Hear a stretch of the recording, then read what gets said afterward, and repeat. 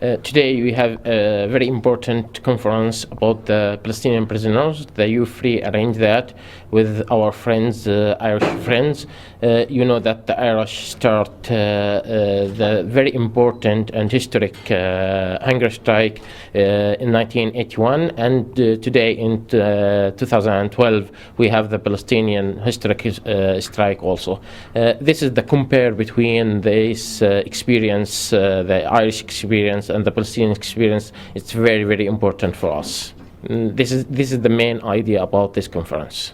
Today's event here in St Mary's College in Belfast is a unique event, very, very important to us as Irish Republicans. It's in support of the Palestinian struggle. There has been a hunger strike which terminated there, and to the best of our knowledge there's still one or two prisoners on hunger strike, but there were somewhere in the region of 1,500 to 2,000 prisoners on hunger strike. And it concluded with an Egyptian brokered deal with the Israelis on Tuesday past. The significance being that it was actually the anniversary of Nakba, which is from 1948, when the Israelis took over Palestine and expelled the Palestinians from their homes. This is important today. There will be a live link with former prisoners in Gaza today, and we actually have a MLA Pat Sheehan, who's a former hunger striker himself. Danny Morrison's on the panel as well, who was the Sinn Féin publicity director during the hunger strike here. Mary Nellis is here, who was one of the key people in the relative sections committees during the course of the blanket protest. We also have a former Palestinian prisoner and Palestinian chair of UFree on our panel here for discussion. There will be a televised debate, question and answers here today. It's crucial, and we would like to say this to as many people as possible, for continued support for the Palestinian struggle, because even though in terms of the Israelis agreeing to some form of an arrangement or some form of resolution to the hunger strike, the pressure needs to be kept, not only for them to honour the commitment over whatever measures they want to introduce in terms of dealing with administrative detention, which is akin to the internment without trial that we've had here, but also in terms of support for the wider Palestinian struggle of a people who are, generally speaking, in Gaza, which is probably one of the most densely populated areas on earth. It's like living in a large concentration camp, and international pressure needs to continue on the Israelis to try and do the honourable thing and grant the Palestinians the freedom that they deserve, the freedom that is legitimately theirs. And we need to support the Palestinian people in their struggle. Dear brothers and sisters, friends and comrades in Ireland, in Belfast, I am very pleased to welcome you all and to be with you in this very important conference, Dying to Live, that highlights the plight of the Palestinian prisoners and raises awareness about their suffering. In the name of Wa'id Association for Palestinian Prisoners, and on behalf of all Palestinians in the Gaza Strip, the West Bank, Jerusalem, and even in the diaspora, and on behalf of the Palestinian government in Gaza, I thank you very much for having this conference.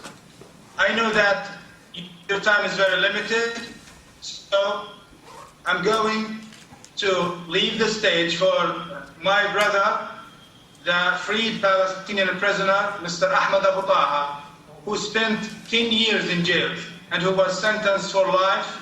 He was recently freed in the prisoners' exchange with the Zionist entity.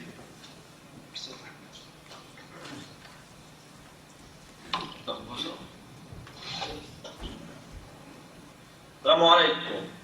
Islam, all our Irish friends and comrades. It gives me so much pleasure to be here with you in this conference. My name is Ahmed Abu Taha. I was imprisoned in the Zionist jails for more than 10 years. I was sentenced for life. During my days in prison, I experienced all kinds of torture, humiliation, and sufferings. On behalf of the Palestinian prisoners, we want to thank our brothers and sisters in Ireland for their long-standing support in the struggle for our freedom and our country. I am aware that today in Belfast, the conference is being attended by many former prisoners and hunger strikers who showed great courage and strength in defying their captors and maintaining the legitimacy of their resistance. Ireland and Palestine have a shared history of occupation and oppression. We have both had our land taken and our rights removed. Your great Irish martyr, Bobby Sands, died on May the 5th, 1981. Now, 31 years in the year 2012. And once again, political prisoners must resort to starving themselves just to get basic simple human rights. We pledge to our brothers and sisters gathered in Ireland that we will not yield in our struggle. Bobby Sands died when he was 27 years old, and when he died, he had spent a third of his young life in jail. Here in Palestine, we have hundreds of young people behind bars, and they are suffering torture and grave human rights abuses. They need you to reach into their jail cells and break the silence. Extend the hand of solidarity. They need you to be their voices. Tell their stories to the world by holding events like this one. Only when the world knows, understands, and cares can we ever hope for change. Our prisoners have not been allowed family visits, and they are being kept for years in solitary confinement. In Palestine, we have an entire generation of young children who may never meet or see their own fathers. All of these abuses are against the Geneva Convention and the human rights of political prisoners. We were greatly encouraged throughout this time when we learned of the support and solidarity we were receiving from Ireland. You have been through this and thankfully are building your peaceful future. We look forward to the day when we can begin to rebuild our beautiful Palestine in peace. As Irish people, you have a true understanding of what we are going through. You have been through it, and you have come out on the other side in victory.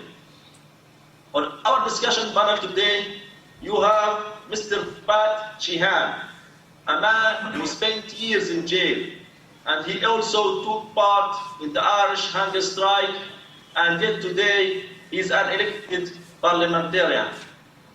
This is Ireland's victory. This is Ireland's future. In Palestine, all of this gives us great hope that someday the hundreds of Palestinians who are today in Israeli jails, starving for their rights, will one day in our future become political leaders of a free Palestine, inshallah. I will end with some words from Bobby Sands, but I will change them to be for Palestine. They won't break us because the desire for freedom and the freedom of the Palestinian people is in our hearts. The day will dawn when all the people of Palestine will have the desire for freedom to show. It's then that we will see the rising of the moon. I call on you to please continue support for all the Palestinian prisoners. And remember, everyone has a part to play. No part is too great or too small. No one is too old or too young to do something. Shukri, Ireland.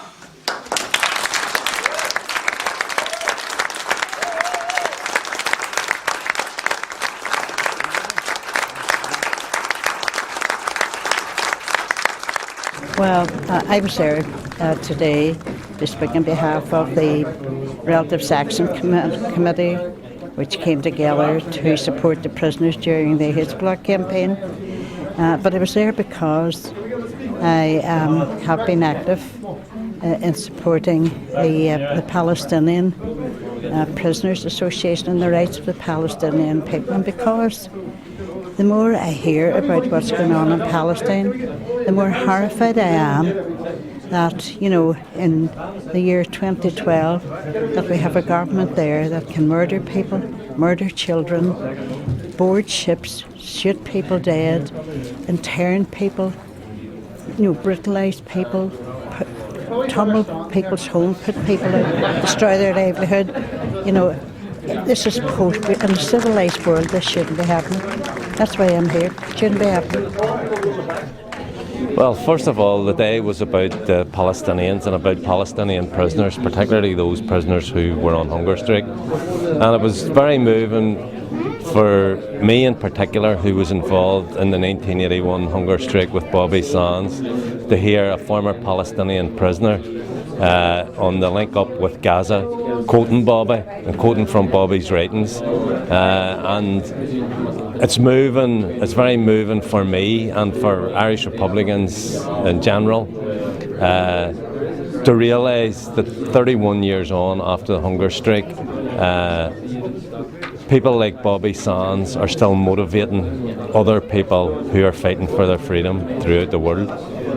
I think what's important today, and I mentioned it during my own contribution, is that if there's any people anywhere in the world who can empathise and understand what the Palestinians are going through in Israeli prisons and on hunger strike, it's the Irish people and it's Irish Republicans, because we've been there and done that. We understand what's involved, we understand the suffering because we've been through it, and we also understand that sense of injustice that exists and that spirit of freedom that the Palestinian people have, that will inevitably see them someday have their own independent state in Palestine. What today does is that it educates people. It's about breaking the silence that we talked about during the conference today. Miriam Ellis very eloquently explained how the Relatives Action Committee broke the silence in terms of what was happening in the H blocks in the 1970s. And conferences like the one we had today do the same thing. They break through the silence and they motivate people to action, to become active in support of the Palestinians. It also gives a sense to Palestinians that they're breaking out of the isolation that the Israelis are trying to impose upon them and on their struggle, and that they know and gain inspiration from the fact that people thousands of miles away understand what they're going through, support them in what they're doing, and are prepared to continue to work, not only to resolve issues in regard to prison conditions, but to help and bring about freedom in Palestine. My feeling that I'm between my relatives. My message to Bobby Sands and his friends, that we will keep your struggle. The Palestinian, all the Palestinian and the Palestinian prisoners, especially, they will remember you all the time, and remember the struggle for your people during the history. I want to thank him and to thank his friends who learn us how we can fight even if we haven't any weapons.